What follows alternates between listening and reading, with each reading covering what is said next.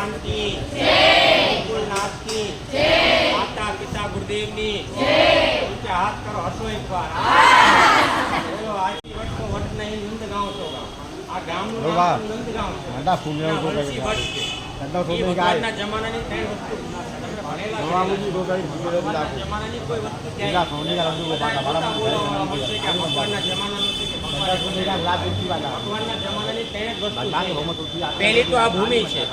શ્રીમદ ભાગવતમાં એનો લેખ છે. મુક્તિ પૂછે છે ઠાકોરજીથી. હું સંસારને મુક્ત કરું, જીવ જંતુ પશુ પક્ષી મને કોણ મુક્ત કરશે? તો ઠાકોરજી શું કે આ બ્રજની રાજ મસ્તક લખે ને મુક્તિને પણ મુક્તિ મળી જાય. આપણે તો માણસ છીએ. બીજું યમુનાજી એના દર્શન થાય છે.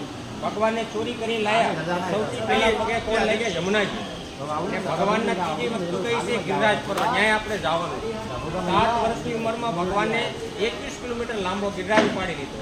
આ ત્રણ વસ્તુ ભગવાનના જમાનાની છે. બાકી બધું બને ને તૂટ્યા રાખે. બોલો બાલકૃષ્ણ ભગવાન કી બૂટ ચંપલ કાઢીને આ આંગળીનો પ્રયોગ કરવાનો, આ આંગળીથી ચાંદલા કરવાના. ત્યારે તમારા માથાની દુખે તે ક્યારે ટેન્શન નહીં થાય. બોલો બાલકૃષ્ણ ભગવાન કી બૂટ ચંપલ કાઢીને ચાંદલા કરી લો બધા. ફૂલ લેલો દાબો